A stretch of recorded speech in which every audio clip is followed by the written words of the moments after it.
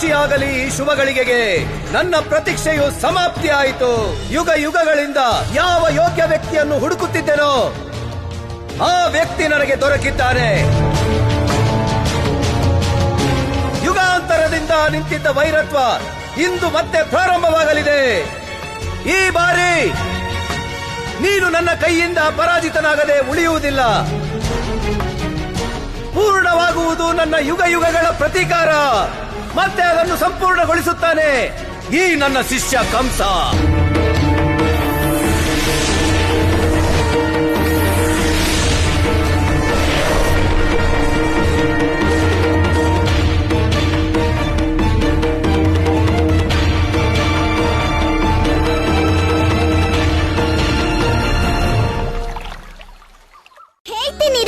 ಎಲ್ಲಿ ನಿನ್ ಬಲ್ಗೈ ಕೊಡು. ಪ್ರೇಮವ ಮದರಂಗಿಯ ರಂಗಿನೊಳು, ಪ್ರೇಮವ ಮದರಂಗಿಯ ರಂಗಿನೊಳು, ಬೆರೆಸುತ್ತ ಶ್ಯಾಮನ ಕರವ ಪಿಡಿದಳು. ಹಸ್ತವ ಮುಳುಗಿಸಿ ರಂಗಿನ ಒಳಗೆ ಪ್ರೀತಿಯ ಗುರುತೇ ಅಳಿಯದ ಹಾಗೆ ಹೃದಯ ನೆಲದಲ್ಲಿ ಸ್ಥಿರವಾಗಿಸುತ್ತ ಕಮಲ ಜಲದ ನಂಟನ್ನು ತೋರಿಸುತ್ತ ಅಮರಗೊಳಿಸಿದಳು ಪ್ರೇಮದ ಹಿರಿಮೆ. ರಾಧಾ ಶ್ಯಾಮರ ಮಿಲನದ ಮಹಿಮೆ.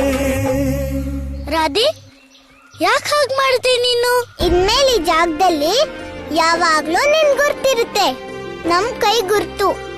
ನೀನ್ ಇಲ್ದೇ ಇದ್ದಾಗೂ ಕೂಡ ನಮ್ ನೆನಪಿನ ರೂಪದಲ್ಲಿ ಇದಿಲ್ಲಿರುತ್ತೆ, ಯಾವತ್ತೂ ಅಳಿಸೋಗಲ್ಲ. ಜೀವಂತನಾದೆ. ನನಗೆ ಗರ್ವವಿದೆ, ನಾನು ಸೃಷ್ಟಿಯ ಅತ್ಯಂತ ಮಹಾನ್ ಗುರುವಿಗೆ ಶಿಷ್ಯನಾದೆ. ಇನ್ನು ವಿಜಯ ನಿಶ್ಚಿತವಾಗಿ ನಮ್ಮ ಮುಷ್ಟಿಯಲ್ಲಿದೆ. ಹೇ ಚಕ್ರಧಾರಿ, ನಿನ್ನ ಪರಾಜಯ ಎದುರಿಸಲು ಸಿದ್ಧನಾಗು. ಕಂಸ, ಮನದಲ್ಲಿ ಕೇವಲ ಭಾವನೆಗಳಿಂದ ಯಾರು ತಮ್ಮ ಗುರಿ ಮುಟ್ಟಲು ಸಾಧ್ಯವಿಲ್ಲ. ಗುರಿ ತಲುಪುವುದಕ್ಕಾಗಿ ಮನದ ಭಾವನೆಗಳ ಅನುರೂಪವಾಗಿ ಕರ್ಮ ಮಾಡುವುದು ಅನಿವಾರ್ಯವಾಗುತ್ತದೆ. ಹಾಗಾಗಿ ನೀನು ವಿಷ್ಣುವಿನ ವಿಷಯವನ್ನು ತಿಳಿಯಲು ಜ್ಞಾನ ಕರ್ಮ ಪ್ರಾರಂಭಿಸಬೇಕಾಗುತ್ತದೆ. ಇನ್ನು ನೀನು ವಿಷ್ಣುವಿನ ವಿಷಯದಲ್ಲಿ ಸಾಕಷ್ಟು ತಿಳಿಯುವುದು ಉಳಿದಿದೆ. ಸರಿ ಗುರುದೇವ. ವಿಜಯ ವಿಜಯ ವಿಜಯ, ಕೇವಲ ಜಯ. ನನ್ನ ಕನಸು ಪೂರ್ಣವಾಗಲಿದೆ ವಂಚಕ. ವೈಕುಂಠದ ದ್ವಾರಕ್ಕೆ ಪಹರೆಗಿಡುತ್ತೇನೆ ನಿನ್ನನ್ನು, ಪಹರೆಗೆ.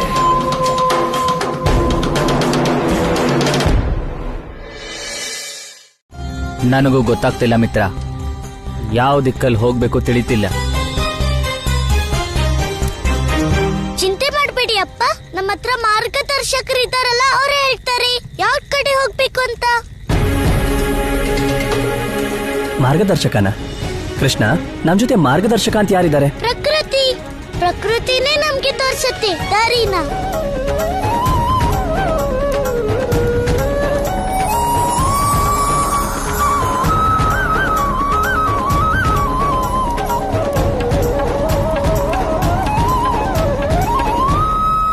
ಅಪ್ಪ, ನಾವು ಆ ಕಡೆ ಹೋಗ್ಬೇಕು.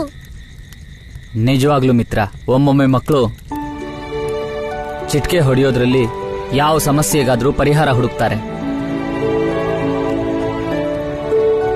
ಗೋಕುಲವಾಸಿಗಳೇ, ಈ ದಿಕ್ಕಲ್ಲಿ ಹೋಗೋಣ. ಮಾಣಿಕ್ಯ, ನೇತೃತ್ವ ಸಂಭಾಳಿಸು, ಭಂಗ ಮಾಡು ಇವರ ಒಗ್ಗಟ್ಟನ್ನು. ಮಾಣಿಕ್ಯ, ಕೃಷ್ಣ ನಮಗೆ ಸರಿಯಾದ ದಾರಿ ತೋರಿಸಿದಾನೆ.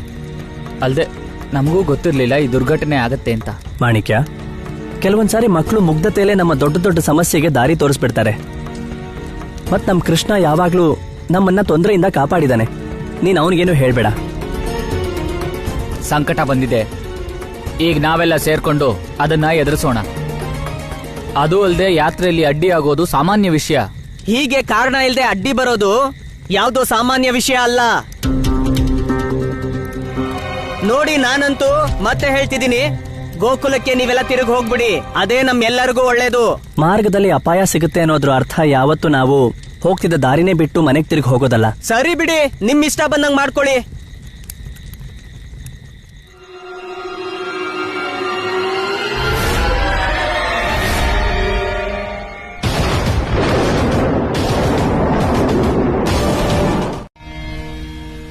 ಇದರ ಹಿಂದೆ ಯಾವ ಉದ್ದೇಶವಿದೆ ಪ್ರಭು? ದೇವಿ,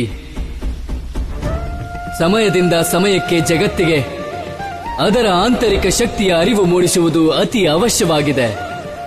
ಆಂತರಿಕ ಶಕ್ತಿ ಎಂಥ ಮೂಲ ಶಸ್ತ್ರವೆಂದರೆ ಅದರಿಂದ ಎದುರಾಗುವ ದೊಡ್ಡ ದೊಡ್ಡ ಅಪಾಯಗಳು ಮತ್ತು ಸಮಸ್ಯೆಗಳ ಮೇಲೆ ವಿಜಯ ಪಡೆಯಬಹುದಾಗಿದೆ. ಮತ್ತು ಆ ಆಂತರಿಕ ಶಕ್ತಿಗೆ ಮುಖ್ಯವಾಗಿ 4 ಸ್ತಂಭಗಳಿವೆ ದೇವಿ. ಅವು ಯಾವುವು ಪ್ರಭು? ದೇವಿ, ಕಠಿಣ ಪರಿಶ್ರಮ, ಧೈರ್ಯ, ಸಂಯಮ ಮತ್ತು ದೃಢ ವಿಶ್ವಾಸ. ಯಾವ ಮನುಷ್ಯನ ಬಳಿ ಈ 4ಕ್ಕೆ ಸ್ಥಾನವಿದೆಯೋ ಆ ಮನುಷ್ಯ ಆಂತರಿಕ ರೂಪದಿಂದ ಜಗತ್ತಿಗೆ ಅತ್ಯಂತ ಶಕ್ತಿಶಾಲಿ ಮತ್ತು ಧನವಂತ ಮನುಷ್ಯನಾಗುತ್ತಾನೆ. ಅಂತಹ ಮನುಷ್ಯನನ್ನು ಯಾರೂ ಸೋಲಿಸಲಾಗುವುದಿಲ್ಲ. ಸ್ವತಃ ಭಗವಂತನಿಗೂ ಅಸಾಧ್ಯ. ಅಯ್ಯೋ ಅಣ್ಣ, ಅಲ್ಲಿ ನೋಡು, ಆ ಕೃಷ್ಣ ಏನ್ ಮಾಡ್ತಿದ್ದಾನೆ ಅಂತ. ರಾಧೆ, ಅವನೊಬ್ನೇ ದಾರಿಗಡ್ಡ ಆಗಿರೋ ಮರನ ಸರಿಸ್ತಾ ಇದ್ದಾನೆ. ಅವನಿಗೆ ಏನಾಗಿದೆ? ಅವನೊಬ್ಬನಿಗೆ ಕಷ್ಟ ಆಗಲ್ವಾ? ರಾಧೆ, ನೀನ್ ಸರಿಯಾಗಿ ಹೇಳ್ದೆ. ನಾವು ಹೋಗಿ ಅವನ್ಗೆ ಸಹಾಯ ಮಾಡ್ಬೇಕು. ಇದೇನು ಇವರೆಲ್ಲರೂ ಕೃಷ್ಣನ ಸಹಾಯದಿಂದ ಆ ಮರ ಎತ್ತು ಹಾಕಕ್ ನೋಡ್ತಿದ್ದಾರೆ. ನಾವೆಲ್ಲ ಹೋಗಿ ಇವರಿಗೆ ಸಹಾಯ ಮಾಡ್ಬೇಕು ಅಂತ ನಂಗನ್ಸುತ್ತೆ. ಕಂದ, ಅಲ್ಲಿ ನೋಡಿದ್ರೆ ಕೃಷ್ಣ ನಮ್ಗೋಸ್ಕರ ದಾರಿ ಮಾಡ್ತಾ ಇದ್ದಾನೆ. ನೋಡ್ ಕಲ್ತ್ಕೊಳ್ಳಿ, ನಿಮ್ಗೆಲ್ಲ ನಾಚಿಕೆ ಆಗ್ಬೇಕು. ನಾಚಿಕೆ. ಬನ್ನಿ. ಅಯ್ಯೋಯ್ಯೋ, ಎಲ್ಲಿಗೆ ಹೋಗ್ತಿದ್ದೀರಾ ನೀವೆಲ್ಲ? ಏನೇ ಬರಲಿ ಒಗ್ಗಟ್ಟಿರಲಿ, ಜೋರ ತಳ್ಳಿ, ಇನ್ನೂ ತಳ್ಳಿ, ಇನ್ನೂ ಜೋರಾಗಿ, ಇನ್ನೂ ತಳ್ಳಿ, ಜೋರ ತಳ್ಳಿ, ಇನ್ನೂ ತಳ್ಳಿ. ಸ್ಥಾನಕ್ಕೆ ಹೋಗೋವರೆಗೂ ನಮ್ಮ ಹತ್ರ ಬೇಕಾಗುವಷ್ಟು ಆಹಾರ ಇರುತ್ತೆ.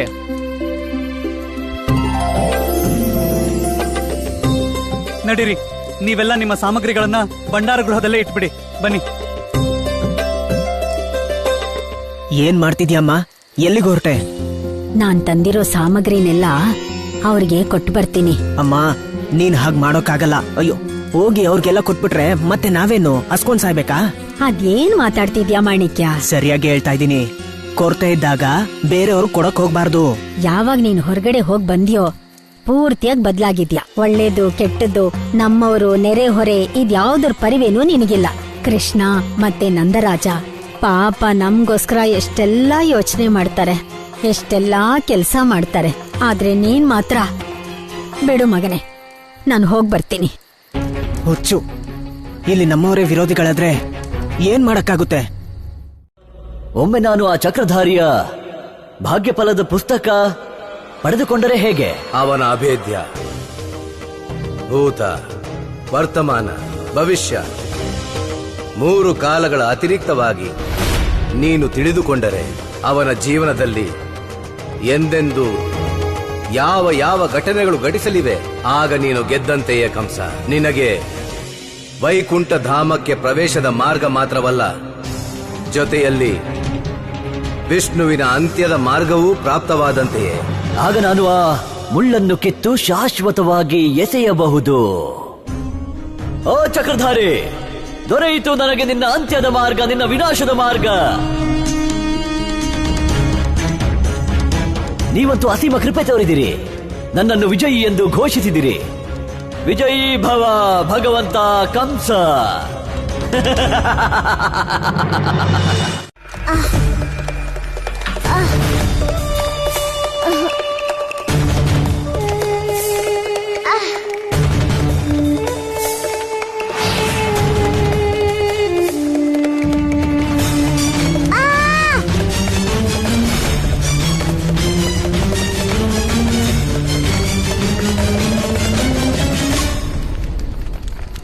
ದಯೆಯ ಸಾಗರಕ್ಕೆ ಬೀಳಬೇಡ, ಬೆಂಕಿ ಇಡು, ಸಾಯುವವರು ಸಾಯಲಿ.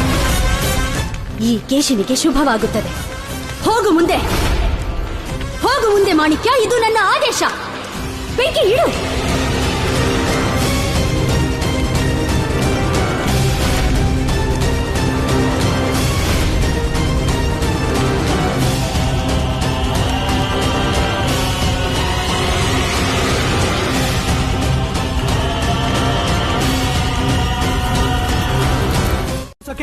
ಏನಾದ್ರೂ ಉಪಾಯ ಮಾಡ್ಲೇಬೇಕು, ಬೇಗ. ಮಡಕೆಲ್ ನೀರಿದೆ, ಬೇಗ ಹೋಗಿ ತಗೊಂಬನ್ನಿ. ಬನ್ನಿ ನೀರ್ ತರೋಣ.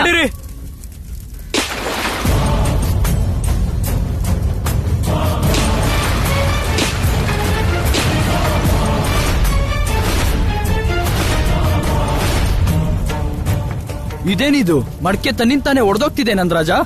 ಈಗ ಬೆಂಕಿ ಹೇಗಾರುತ್ತೆ? ಮಾಣಿಕ್ಯನ ಮಾತನ್ನು ಕೇಳ್ದಿರೋ ದುಷ್ಪರಿಣಾಮ ನಂದರಾಜ ಇದು. ಮಾಣಿಕ್ಯ ಹೇಳ್ತಿದ್ದ ಮುಂದೆ ಹೋಗ್ಬೇಡಿ ಅಂತ. ಮುಂದೆ ಅಪಾಯ ಇದೆ. ಅವನ ಹೆಸರು ಹೇಳಕ್ ಹೋಗ್ಬೇಡಿ. ಈ ಎಲ್ಲ ಅಪಾಯನೂ ಅವನ ಅಶುಭದ ನುಡಿಯಿಂದನೇ ಉತ್ಪತ್ತಿ ಆಗಿರೋದು.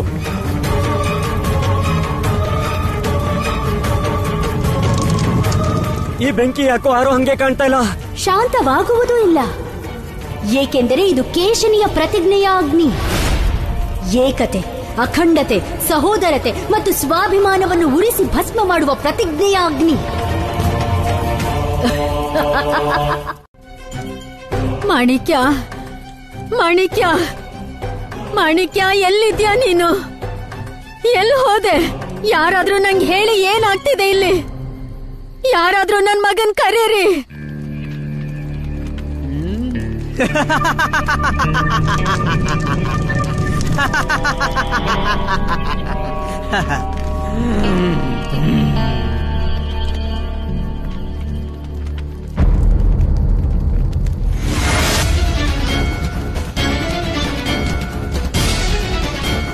ಈ ಬೆಂಕಿ ಯಾಕೆ ನನ್ನ ಕೈಲಿದೆ? ಹೇಗೆ? ಯಾಕೆ? ಇದೇನ್ ಮಾಡ್ದೆ ನಾನು? ಏನ್ ಮಾಡ್ಬಿಟ್ಟೆ ನಾನು? ಈ ಬೆಂಕಿನ ಇಟ್ಟಿದ್ದು ನಾನ? ಇದೇನಾಗೋಯ್ತು? ನನ್ನ ಜೊತೆಲಿದ್ದವ್ರ ಜೀವಕ್ಕೆ ಅಪಾಯ ತಂದಿಟ್ನ ನಾನು. ಏನಾಯ್ತು ನನಗೆ? ಯಾಕೆ ಹೀಗ್ ಮಾಡ್ದೆ? ಧಿಕ್ಕಾರ ಮಾಣಿಕ್ಯ, ಧಿಕ್ಕಾರ.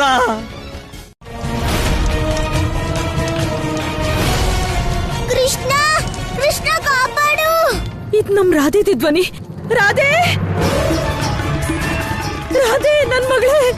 ನಾನ್ ಬರ್ತಿದ್ದೀನಿ ರಾಧೆ. ನಿನ್ನ ಅಪ್ಪ ಇದ್ದಾನೆ, ನಿನ್ಗೇನು ಆಗಲ್ಲ. ನನ್ನ ಬಿಡು ನಂದ. ಅವಳು ನನ್ನ ಮಗಳು. ನಾನ್ ರಾಧೆಯನ್ನು ಕಾಪಾಡ್ಬೇಕು. ಇಲ್ಲ ಮಿತ್ರ, ಈ ಬೆಂಕಿ ತುಂಬಾ ಭಯಂಕರವಾಗಿದೆ. ರಾಧೆ ಪುಟ್ಟಿನ ಕಾಪಾಡಕ್ಕೆ ಬೇರೆ ಉಪಾಯನೇ ಮಾಡ್ಬೇಕು. ಆವೇಶದಲ್ಲಿ ಮಾಡೋ ಯಾವ ಕಾರ್ಯನೂ ಯಶಸ್ವಿ ಆಗಲ್ಲ. ರಾಧೆ, ಇಲ್ಲಿ ಧೈರ್ಯವಾಗಿರು ನೀನು. ಏನು ಆಗಲ್ಲ ನಮ್ ರಾಧನ್ಗೆ. ರಾಧೆ, ಶಾಂತವಾಗು ಮಿತ್ರ. ಇಂಥ ಸಮಯದಲ್ಲಿ ನಮ್ ಬುದ್ಧಿ ವಿವೇಕ ಕೆಲಸ ಮಾಡ್ತಿದ್ರೆ ಆ ವಿಧಾತಾನೇ ನಮಗೆ ಸಹಾಯ ಮಾಡ್ತಾನೆ.